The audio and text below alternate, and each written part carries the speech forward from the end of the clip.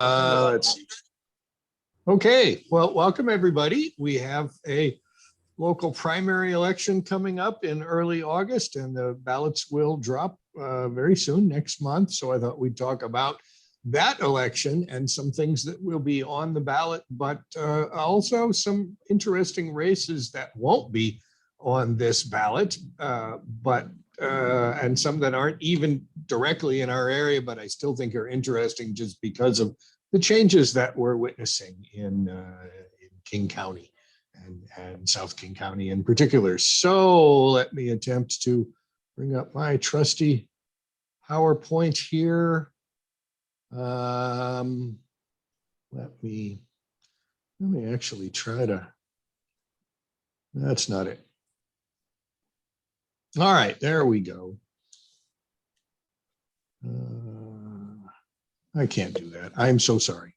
Can't make that full screen and still see my notes. So the primary election, as you know, we have a top two primary. So in any race with three people, the top two folks get the move on to the general election. If there aren't more than two candidates on the ballot, you won't see them in the primary election. So a couple of the Des Moines City Council races will not, you won't see them in your ballot when you get them in July. So starting from the top, we have an election for King County Executive this year. As you know, local elections are in odd numbered years. So this is all the special purpose districts, county government, city government, school board. So in other counties, the countywide offices are on the even numbered years, and it must make for even longer ballots than what we face. So I don't know how I feel about that. There's a complaint that the local government election turnouts are so low that that has an impact on sort of who gets elected. And there's been some talk about moving all the elections to the even numbered years. The trade-off there, of course, would be even longer ballots, because I don't know how it would be challenging for many of us to pay attention to all the statewide elections and the legislative elections and all the local elections. So I'm not sure how I feel about that. So Dow Constantine is the incumbent. He hasn't had a serious challenger since he was first elected in 2009. He's got four opponents this time around, only one of whom is really sort of serious. Bill Hurt is a longtime anti-transit activist. He hates transit. I don't know if his mother was scared by a bus when she was expecting him, but this guy is just against light rail, and that seems to be his only issue of substance. He's run for stuff before. Jonathan Crines, this took a little digging. He's on the ballot, as you can see. He's not that old. He is from Tukwila, apparently studies at the College of Idaho, where a colleague of mine recently taught, knows him, said he's an interesting young man, said, well, he'd probably be better in office than some people. Be that as it may, he has no campaign in addition to no experience other than, I gather, part of a political science degree. So this will kind of be an experiment in just how many people get votes without ever actually campaigning. Good space guy. He has an actual name. I didn't write it down. It doesn't matter. He is a perennial candidate running for something every year. More recent pictures of him, he has a lot more hair and a beard, and I don't know whether that's pandemic induced or just the way he's gone. His big issues are space exploration and colonization, and what King County government has to do with that, I don't know. But elections in Washington, because they're not difficult to file for, do sort of tend to bring them out of the woodwork. Now, the other candidate running against Dow is Joe Wynn. He is in the middle of his first term as a state senator representing the 34th district, which is just north of us, sort of from Burien to West Seattle. Now, a friend of mine who knows the people who are involved here said he does not think that Joe is ready to do that job. And I wouldn't guess that he was either. My bias is I like people with a little more experience. Now he's getting good experience. His positions are not radically different from Dow Constantine. These are both sort of standard issue Democrats with similar sets of concerns about climate change and the coronavirus and affordable housing and homelessness. He just doesn't think Dow is moving fast enough.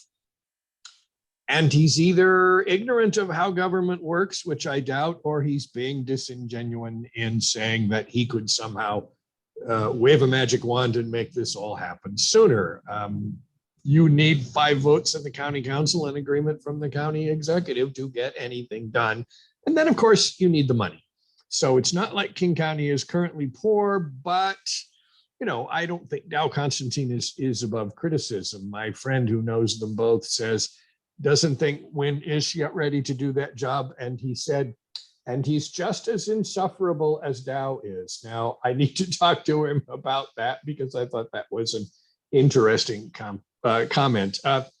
Joe Wynn has raised about $120,000. Dow Constantine has raised $1.4 million. So that ought to tell you something. The money is flowing to Constantine's campaign. He's personable. He speaks well.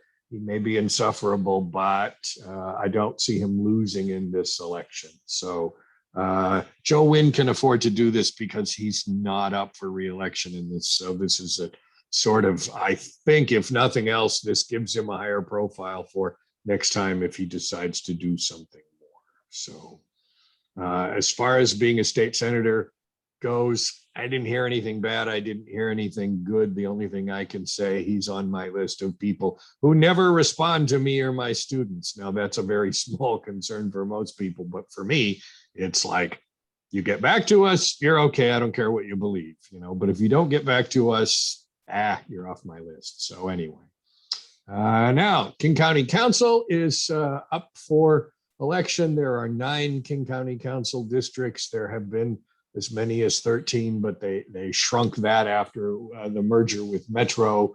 As you can see, there are 2 suburban rural districts, and everything else is pretty much urban suburban. So county government keeps sort of evolving. You may recall that some years back, we voted to make sheriff an elective office. And then just a couple of years ago, we voted to make it an appointed office.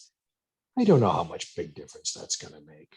It's sort of like, dogs marking their territory or moving the furniture around to make the room look different, as far as I'm concerned.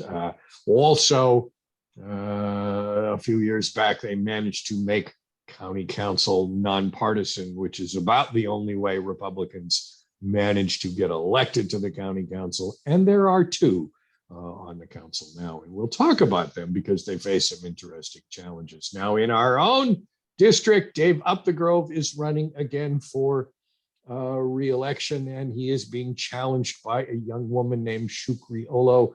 She's a community activist. It says in her bio that she's a doctoral candidate. You should understand what that means. This is somebody who has not finished her dissertation.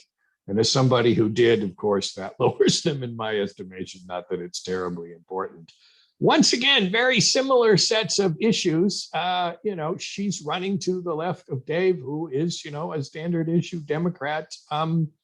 Dave's approach is that he gets results. And indeed, that's true. Here's a guy who knows how this works and is able to work with other people and is able to get legislation pushed through. And one of the issues that's going to come up is the youth jail, and this gets some people's knickers in a twist like you wouldn't believe.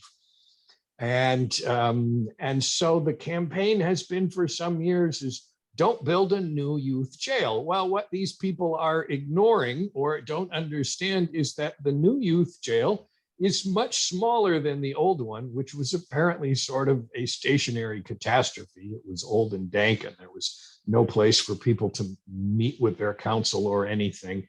And the county has done actually a fair amount of work to sort of keep more people out of jail. Dan Satterberg, our county prosecutor, has led the way on that.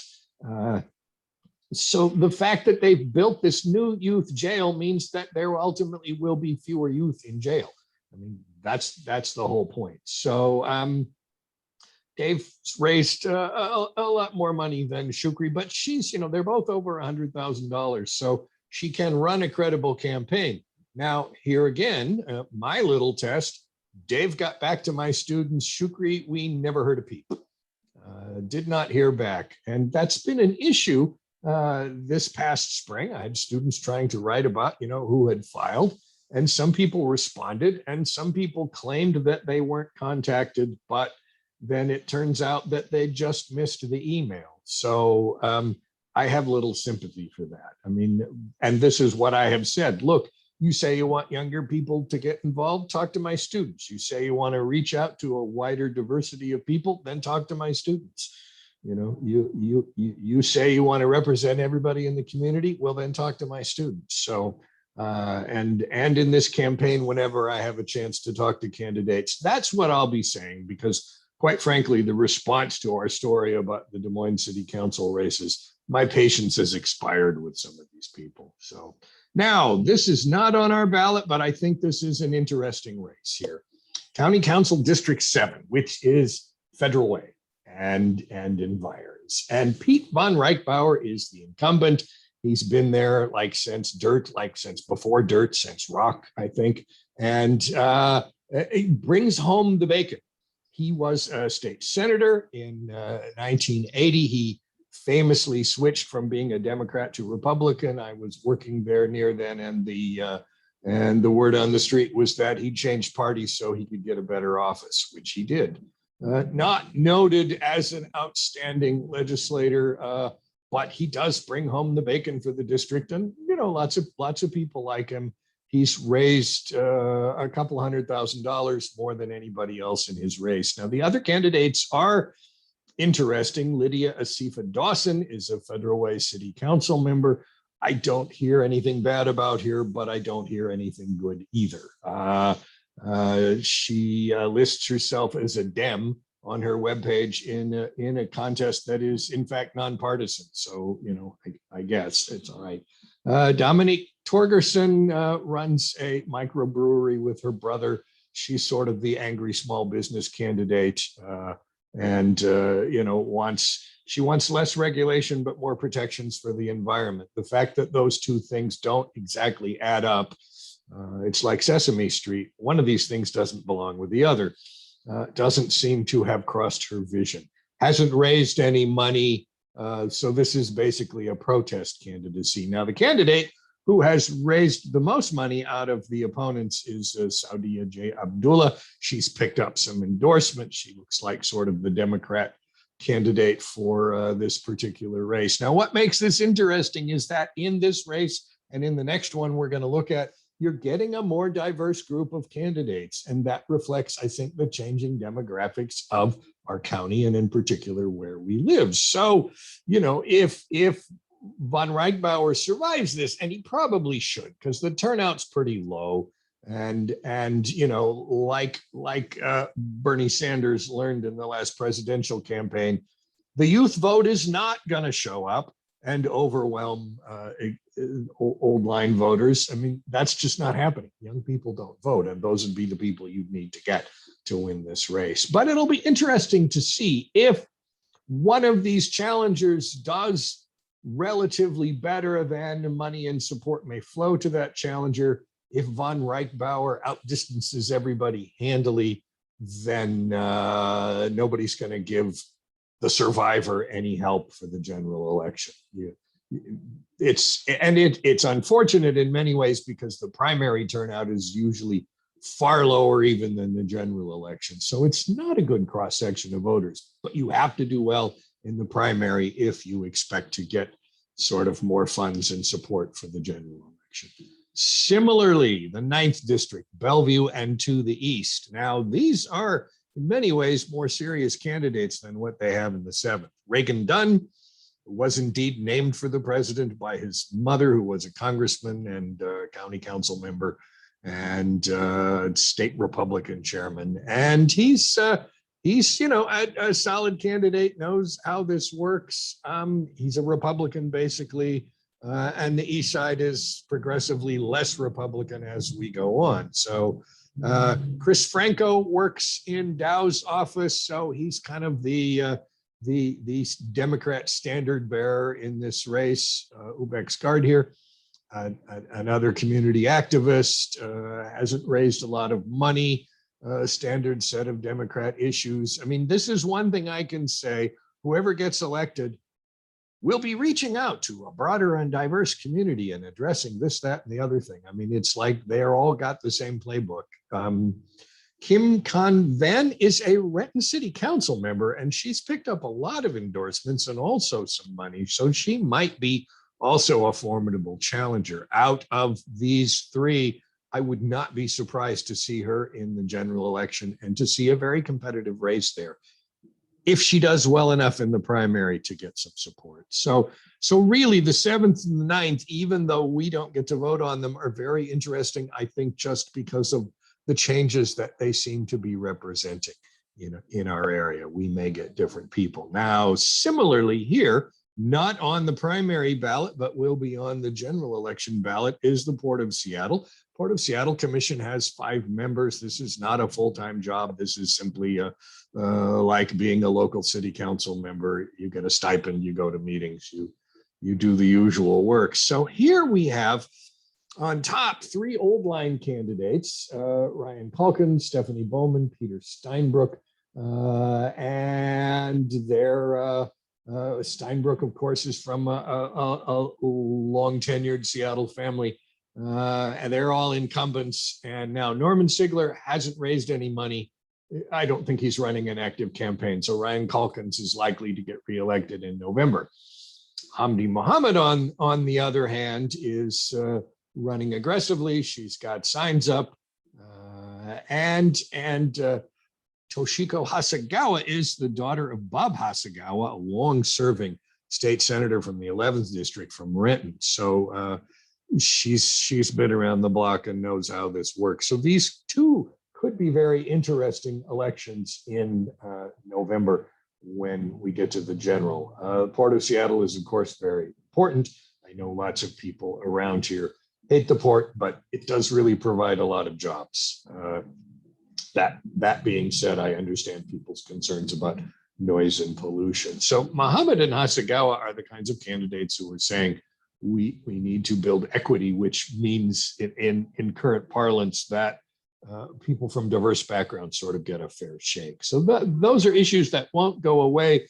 It'll be interesting to see how Bowman and Steinbrook address those in the general election. Now, finally, the city of Des Moines. By golly, we do have the best farmers market probably in the whole county. I've been to some other ones. It's like, this is the best. So who's going to be in charge? Well, for sure, Harry Steinmetz. He filed against Matt Pena. Matt decided then he would not seek a 4th term. Harry's the only guy on the ballot. He ran 4 years ago against Tracy Buxton and lost. He's a standard issue Democrat, an attorney currently working as an administrative law judge for the state. He'll be fine. I've had him in class, and he pays attention. Now, this race won't be on the general election, but could be very interesting. I will confess, Gene Oxiger is a friend of mine. He used to work for me. He's very involved in the community, particularly with the Legacy Foundation. And as you may know, the city and the Legacy Foundation over the last couple of years had quite a to-do. The city says, that, we had to do this and money was going missing, but they didn't find a darn thing. Not one thing. And in fact, early investigations by outside people said, no, nothing bad happened here. So Gene gets elected, he will roil the waters a bit. Priscilla Vargas has been endorsed by people already on the council. So if you want sort of the status quo, I think you vote for her. In looking at her website, I have no idea what she's for. I didn't read anything that said, I'm for this position or that one. She was endorsed by Louisa Banks, who's a friend of mine also, who was vacating the seat. So it could be a close election. Now, Priscilla has signs up already. I mean, that's the most I can say for these candidates is that some of them have a bunch of signs. And name ID is certainly important in a typical election. I asked Gene, I said, where are your signs? He said, well, the sign maker had COVID. I don't know what that means, but it's sort of like, dude, if you don't campaign, there's no way you're going to get elected. So the two races that will be on the ballot for the primary are position 5. Tracy Buxton is the incumbent. I think she's done all right. She's not dynamic. She's a lovely person, very, very nice, cares about the city. When she came to class 4 years ago, she was talking about all the varied job. She's had like 20 different jobs. And I said to my students afterwards, well, that could either mean she has a wide experience or she can't hold a job. So I don't know which one of those means. It doesn't matter. She's going to get reelected. John Theophilus has no website, has made no filings, is raising no money. The only thing he did was file for office. Couldn't even find a picture of him. Tad Dobiak, a local IT guy, doesn't seem to have mounted much of a campaign. Tracy, being very personable, will campaign. She may knock on doors. She's going to get elected, so reelected. Now, this is a very interesting race here. Matt Mahoney is the incumbent. He was first elected 4 years ago. He is quite likely to be the next mayor. Now, Des Moines has a weak mayor form of government, also known as a council manager form of government. So the mayor is ceremonial, chairs the meetings, represents the city to various outside groups, but has no more authority than any other member of the council. So Matt Pena was the mayor before. Mahoney, I guess, wants some kind of diving facility down at Redondo. Well, he's a diver, so that's important to him. Now he's campaigning. He's got signs. Soleil Lewis is young, and she has said stuff like she wants to have free local government classes for residents on weekends. And my immediate two thoughts were, one, nothing is free in a city that has no money. Who's going to pay for that? And two, who would go? I mean, who would actually give up their Saturday to go learn about local government when hardly anybody votes in the local elections anyway? So she's endorsed by Anthony Martinelli, who was elected 2 years ago. And Anthony Martinelli and J.C. Harris, who were both elected at the same time, claim that the city manager is outspending funds willy-nilly without the approval of the council. And one of my good students investigated this in spring, and we could find no evidence that this was true, although J.C. Harris still says, oh yeah, this is happening. And the story that we ran, he didn't like, and my suspicion is he wouldn't have liked it unless we agreed with him. And it wasn't about agreeing with him. It's like, here's what people say. Martinelli is one of these folks who's convinced that we can have everything for free, and that the city's just going in the wrong direction. Well, we can't have everything for free. As for the direction, you have to decide. Yoshiko Grace Matsui, her last name is Grace Matsui. She corrected us on that with my students, although there's no hyphen there. But anyway, doesn't seem to be running much of a campaign. So it'll really kind of depend on how much Mahoney gets out there in campaigns. Nobody's raising a lot of money in this race. I think Mahoney right now has the most, and that's about $11,000. So once again, COVID makes this a bit of a challenge because, you know, the bread and butter of local elections tends to be getting out there and knocking on doors. And as we know from the last couple of elections, that doesn't happen right now. So whether that will change, I don't know. The state's supposed to open up. Maybe people will knock on doors again. Doorbelling is certainly one way to get out there and meet the voters. So this again will be an interesting race. I would expect that Lewis and Mahoney will move on to the general, and I couldn't begin to predict there. She did also say on her website that she started high school at Highline Community College. And I thought, what does that mean? We don't teach high school. We're a college. So I don't know. She's got a bachelor's degree in political science. So presumably she has some knowledge of how things work. But, Des Moines' challenges remain. We have a weak tax base. We have no end of use for money for things we can do. I know that they're still hoping to redevelop the marina and make that better. What can be done about downtown, I don't know, but until there is a vibrant downtown, Des Moines will always be short of funds. And that goes back to city councils from decades ago that literally discouraged development because they were relying on the state sales tax equalization fund, which went away when the car tabs went away, because that's where that money came from. And the legislature has never replaced that with anything. So still, the worst per capita tax base of any city over 10,000 in the entire state. Yay, us.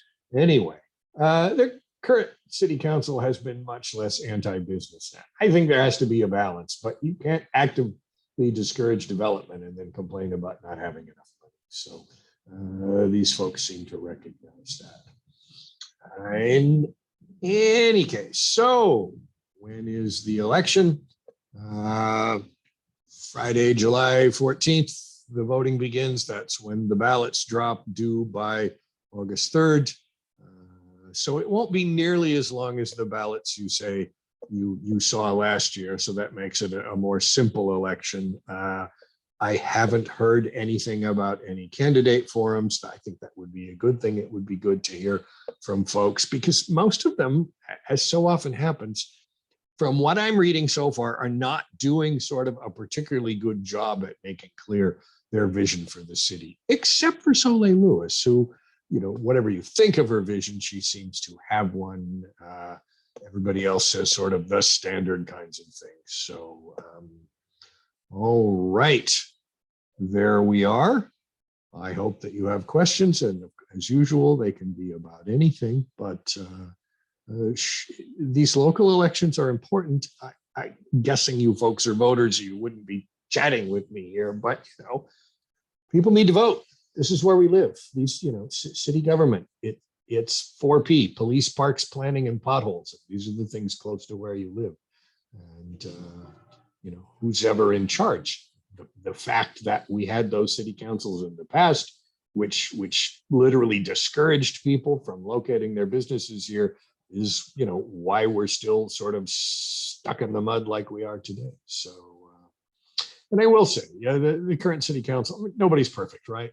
They're by no means perfect. I thought the thing with the Legacy Foundation was just a fiasco. On the other hand, they have done a not bad job at shoring city finances up. I mean, if we go back within the last 10 years, apparently there were moments where the city was very near bankruptcy. We might have well ended up part of Federal Way or Burien. Sort of take your pick what you would like there.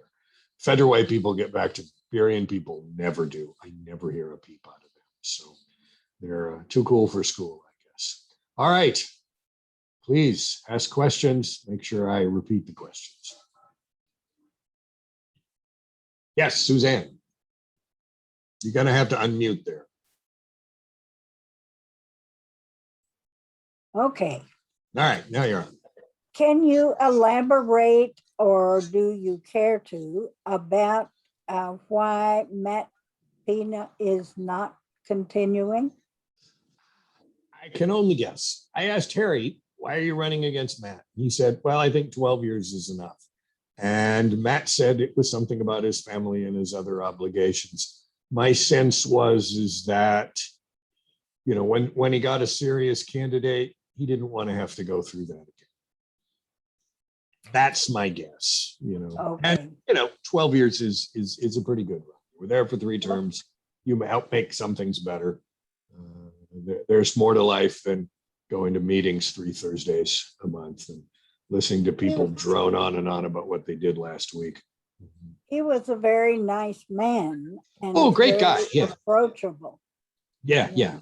No, a solid. What is the status on the Harbor Steps People project? I haven't heard anything new. You know, the coronavirus has sort of thrown everything for a loop. I could look into that and see if anybody knows anything new about that, but I'm not hearing any peeps about where that's going. Same thing with the Masonic home. Um, Nobody seems to know what's going on with that. It does appear that the old Des Moines Theater, they're actually doing work. They are busy. Yeah, yeah. So something may happen there, which that'd be good. That'd be good That'd for be us. good. Yeah. Thank you. Thank you. Good question. Anybody have Other, a question? I'll see if it'll go. go right ahead. Can you hear me? I can Dr. hear you Sell? now. Yes, I can now. Yes. Oh, okay, because we're in the chapel. My question is, why don't you run for some office? My We need students, you. my students ask me that, and I'm like, really? I'm one town hall meeting away from oblivion. I mean, you guys have heard me enough. I go to meet the citizens, and somebody says something just stupid, and I say that, and that's just not how, that's not how you deal with constituents. I mean, I know how to play that game, but I find it hard to do so. What would I miss on TV on Thursday nights if I had to go to those meetings? I don't know. I would never say never, but the other thing is that doorbelling, which is what you need to get elected, absolutely terrifies me. So I suppose I could put on my game face. I don't know. I don't see it. I mean, if you elected me, it's like I tell people, don't ask me questions unless you want a serious answer. So, and you guys' questions are always great, so that's no problem. But it's kind of you to think that I would be a good councilman. I don't know that that's true. There'd probably be blood on the walls by the end of a meeting if I was on the council. I'm not charming. Well, maybe you can encourage you, but you could encourage good candidates to run for office, especially in Des Moines. Yeah, sure. I mean, this is sort of the challenge of local government. It's always, is your community large enough to have enough talent for people to serve in government? Now, ordinary citizens can do a very good job in government. I think the thing it probably takes the most of is to begin from the perspective of admitting that maybe there's just a lot you don't know, which is usually what candidates find out when they get elected. If they have any shred of intelligence, they get there and they kind of go, oh, this is what this is about. It's not just, waving a magic wand and making all your policies happen. So there's no reason you can't have a good local government, but it's more than even being smart. It's recognizing what you don't know and what you need to learn, and I can always sort of spot now people who are running for office, and I think, you don't actually know how this works, do you? It's just not that simple. And as voters, we have to keep that in mind. Is the person simply ignorant, or are they saying things they think they can get away with because nobody's going to call them out?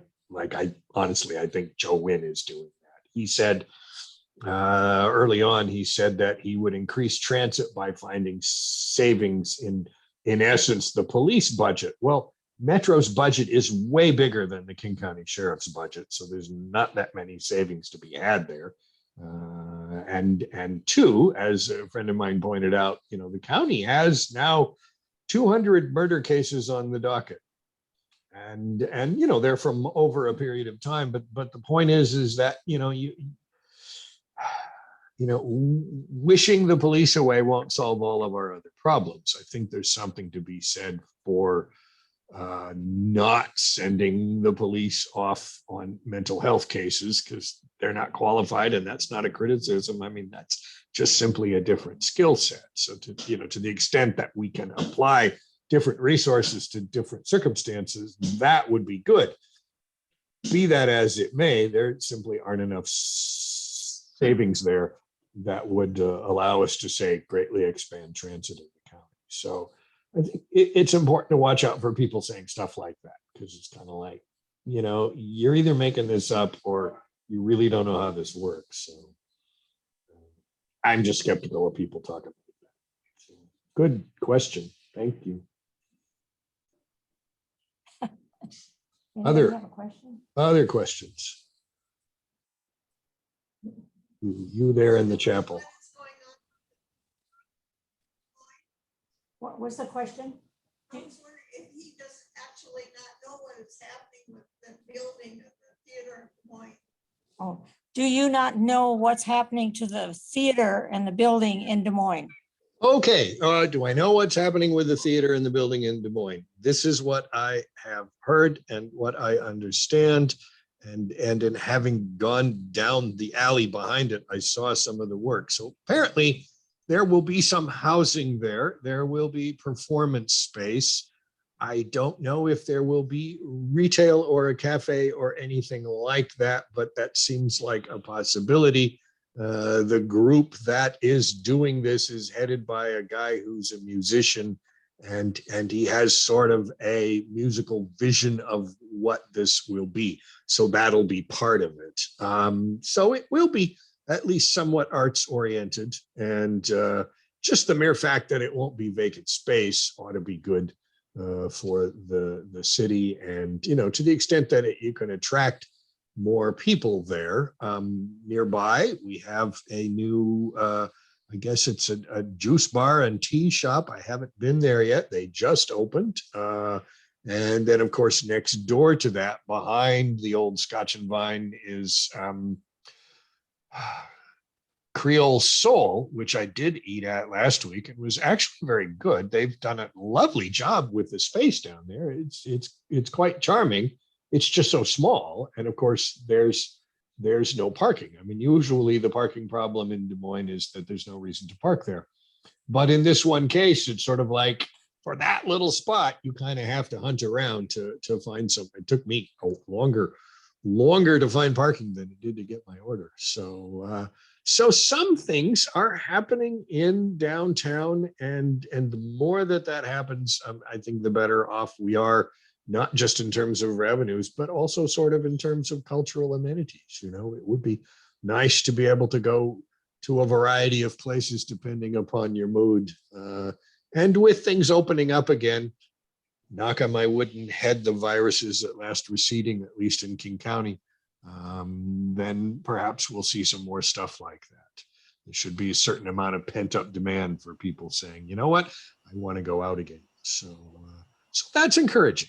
That's encouraging. I hope that answers your question, even in some small way. Another good question. Thank you.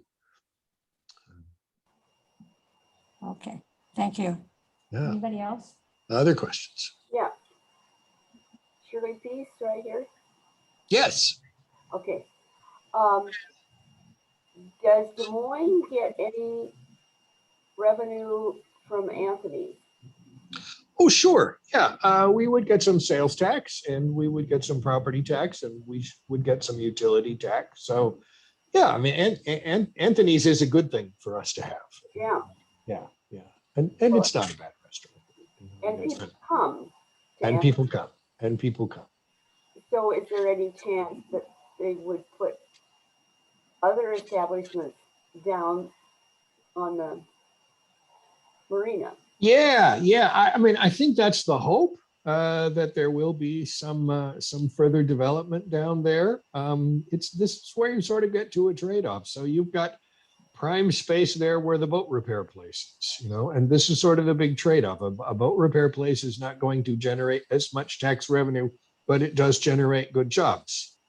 And so, that's that development dichotomy. The things that generate a lot of tax revenue tend to be the things that generate good jobs. So like the FAA regional headquarters, lots of good jobs, not so much tax revenue. If as was originally planned, we'd got a Target and a Costco up there, the city's revenue problems would have gone away. Now Costco's not a bad employer by any means, but the trade-off was there. So there's the quarter deck down there, a wine bar. I have not been there. I know people who like it. As the weather gets better, that place will probably become more popular. So the biggest draw continues to be the farmers market, and it doesn't generate that much tax revenue, although it's a nicer place for us to be because there's cool stuff down there.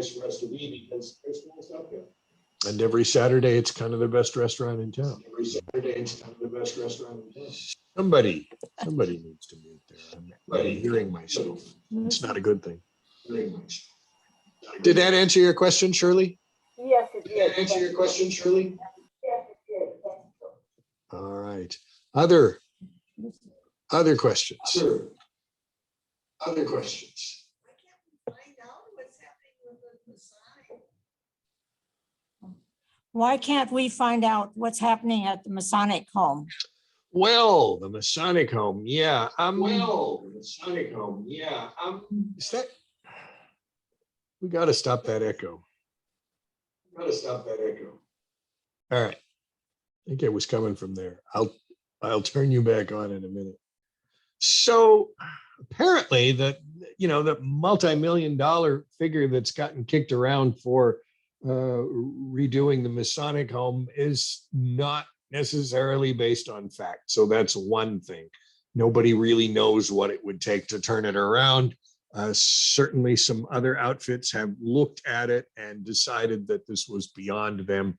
McMenamins, I guess, which has done similar projects in other places. So it got sold and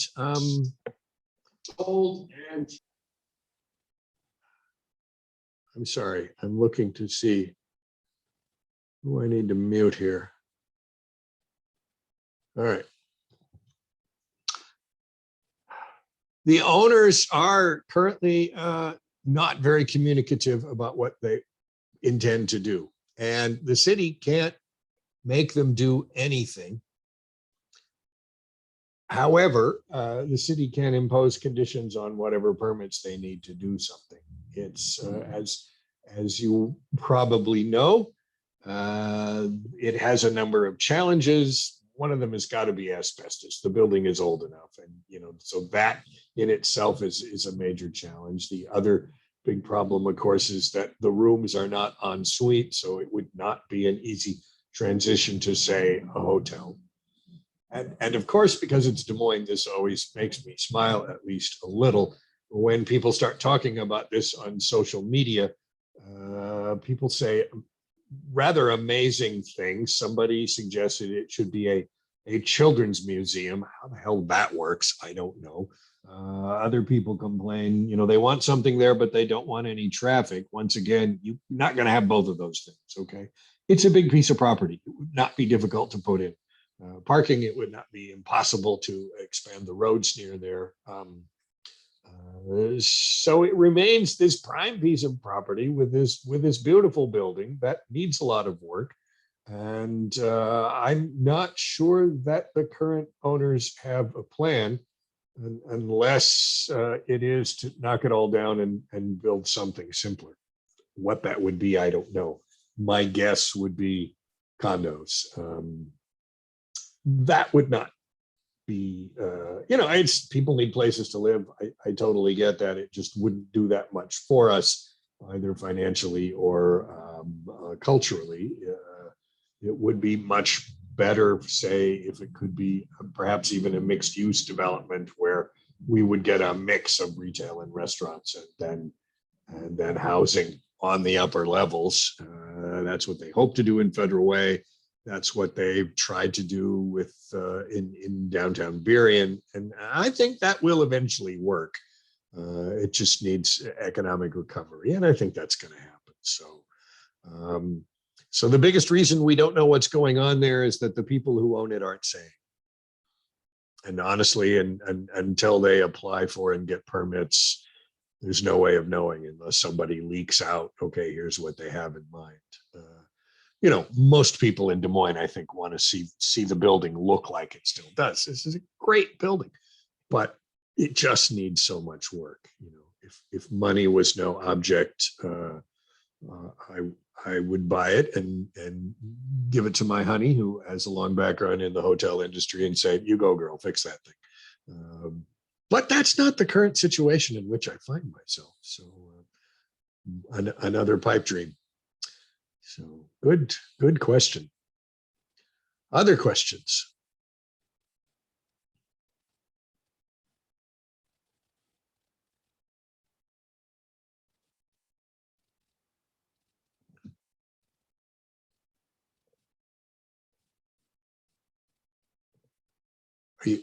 If you're asking a question, I have to unmute you there. Or you will have to unmute yourself. Maybe Doug can help with that.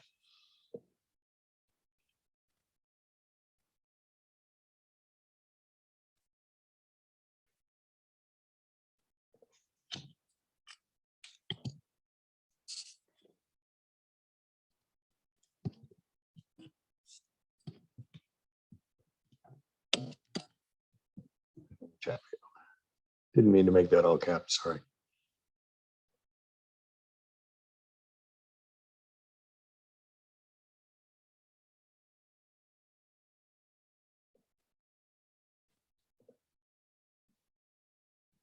And I how don't do know, you, I don't okay, know. there, we're unmuted. Okay, you're Okay. okay, good. I can hear you. Okay.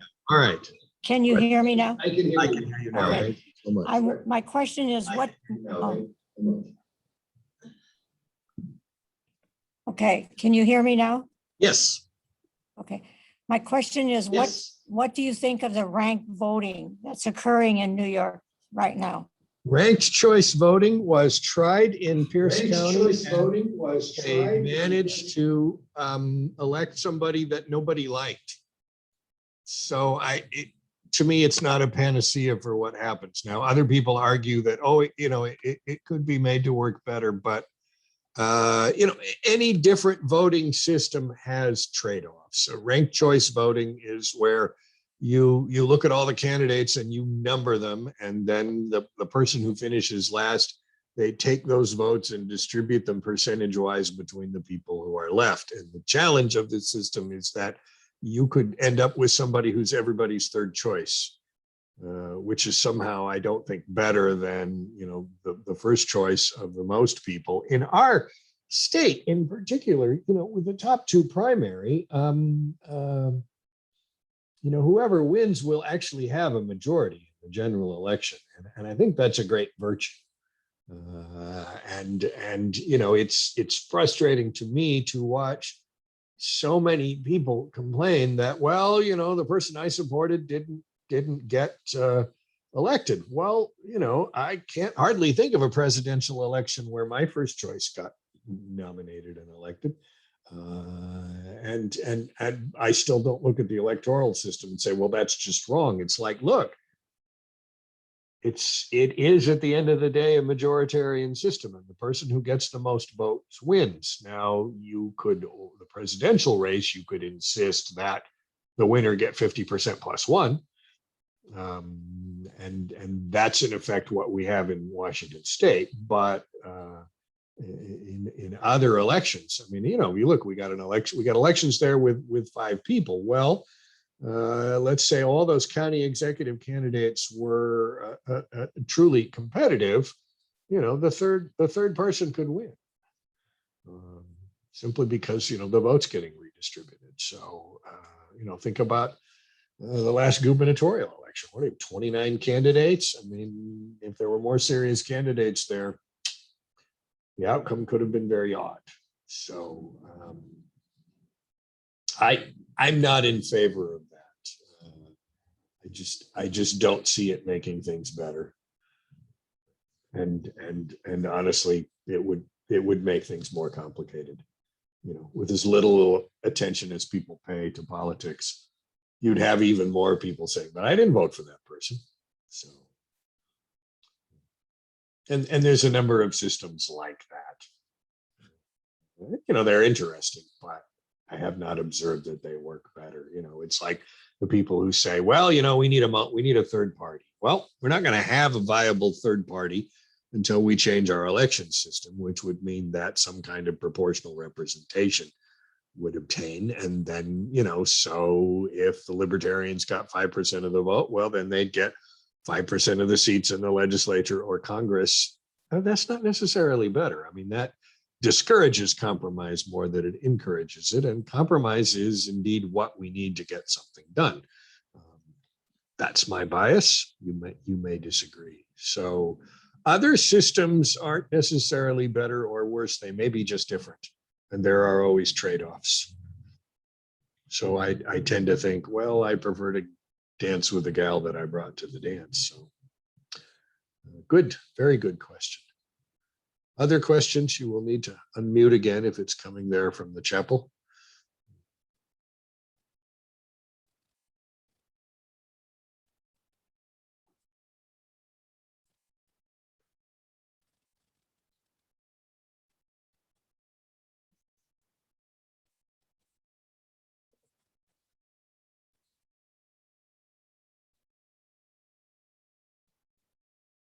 No other questions? Can't see. Can't see. Something from the Muted chat. again, I think. Okay, you're unmuted. Yes, I can hear you. Yeah. You're unmuted. Yes, I can hear you. Yeah, no, there's no other questions here. Oh, okay. Thank All right. you. All right. Well, great. Well, thank you, everybody. It's wonderful to be with you again. I look forward to the day when we can all just show up there and have a more personal chat. But be that as it may,